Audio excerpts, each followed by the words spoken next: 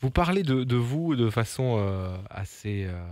Enfin, vous êtes franc, vous dites je ne sais pas qui lâchera. Je me demande qui lâchera le premier. Est-ce que c'est mon corps ou bien les audiences?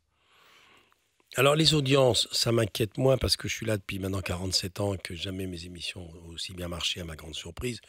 J'ai hésité pendant 10 ans avant de reprendre Champs-Élysées et on reprend avec des scores hallucinants. Oui. Le dimanche fait les mêmes scores qu'il y a 3 ou 4 ans alors qu'il y a la TNT. Vous dites que c'est grâce à la crise que tout le monde vous regarde parce qu'on ne sort plus. Oui, et puis les personnes du troisième âge, les sexagénaires ne sortent pas le dimanche. Donc il y a de plus en plus de gens qui ont plus de 60 ans.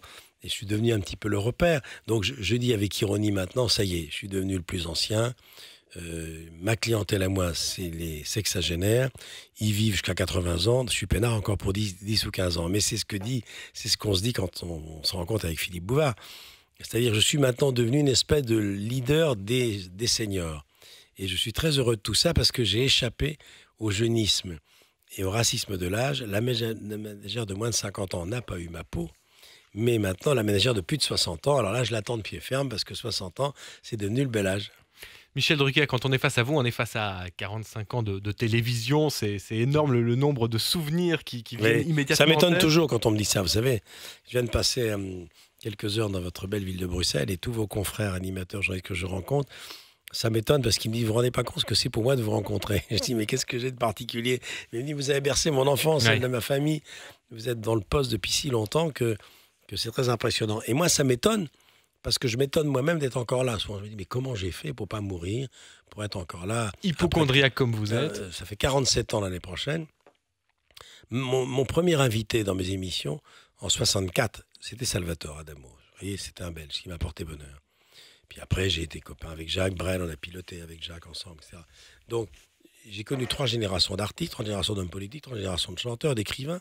Mais c'est passé tellement vite que souvent, quand je raconte une anecdote, les gens me regardent et me disent quoi? T'as connu Brel? Bah évidemment, Jacques, c'était mon copain. T'as connu Jimi Hendrix? Bah oui, on était dans la même loge ensemble. T'as connu Joe Cooker à ses débuts? Je dis oui, bien sûr. T'as connu les Stones? Bah oui, avec Jagger, on en dînait souvent. Et les gens, j'ai dit, mais. Mais je Et, parlais de vos et c'est vrai, souvenirs. souvent, j'ai dit, mais mon Dieu, c'est vrai, j'ai Ouais. vécu tout ça.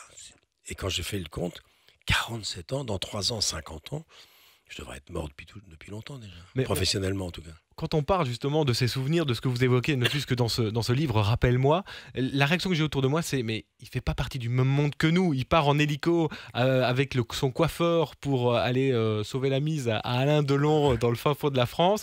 Vous avez l'impression, comment vous restez, justement, comment vous gardez comme ça ce contact avec Oh les non. gens? Alors moi, il y a un chapitre sur les gens dans mon livre, Ouais. hein. Moi, mon père était un petit médecin de campagne. Je ne suis pas parisien, je viens de la province.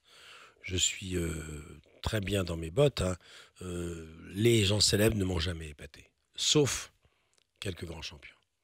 Eddy Merckx, total respect. Armstrong, total respect. Federer, total respect. Nicolas Sarkozy. Alors c'est autre chose. Lui, je ne connais pas comme les gens le connaissent, évidemment, je l'ai connu, il était tellement jeune. Les hommes politiques en général, total respect, car c'est un métier de chien. De gauche comme de droite, il faut vraiment avoir le cœur bien accroché, parce que entendre toute la journée, vous êtes tous pourris, c'est une grande injustice, car c'est un métier très difficile. Mais non, quand je ferai le bilan de ma carrière, le plus tard possible, bah, je découvrirai que mes plus belles rencontres, c'est souvent avec des anonymes. C'est pas forcément avec les gens célèbres. Moi, je vis pas avec les gens célèbres. Moi, sur mon canapé, il y a que des gens célèbres, mais le dimanche soir, à 20 h, quand l'émission est terminée, même si elle n'est pas en direct, je passe à autre chose. C'est-à-dire que moi, je fais beaucoup de vélo. Le vélo est un sport populaire. Combien de kilomètres par semaine Oh, pas, maintenant? pas beaucoup. Je fais 4000 par an, je devrais en faire le double. J'en fais pas beaucoup. En ce moment, je fais que 80, ce qui est rien. Mais je nage. Donc, le milieu du cycliste que je fréquente, c'est des papilles, c'est des retraités. Le vélo est un sport dur. C'est un sport de prolo. C'est pas un sport de riche. On ne gagne pas des fortunes en vélo. Alors, quand on est joueur de football et qu'on a 23 ans, on peut gagner jusqu'à 500 000 euros par mois. La natation, on ne gagne rien. C'est un sport de pauvre, la natation. Il y a juste la place sur le bonnet pour mettre le sponsor, hein. Donc, moi, je vis avec des gens très simples et j'ai un rapport très simple avec mes copains. Les gens de télévision que je fréquente le plus sont les techniciens. Ce sont les cadreurs, les caméramans, les preneurs de son. Ce sont mes copains depuis toujours, les maquilleuses, les coiffeuses. On est là depuis très longtemps. Et de temps en temps, évidemment, les gens dont je parle dans le livre, eux, c'est à part. On a passé 45 ans ensemble avec Delon, Belmondo, Johnny. quand on s'appelle, on n'a pas la même conversation que les autres. Ils connaissent tout de ma vie, je connais surtout tout de la leur. Et puis, je les ai beaucoup aidés aussi à des moments où ils en avaient besoin. Mais ils m'ont aidé beaucoup aussi. En acceptant de venir sur mes plateaux il y a 20 ans, eux qui étaient des stars immenses, ils m'ont fait gagner du temps. Nostalgie.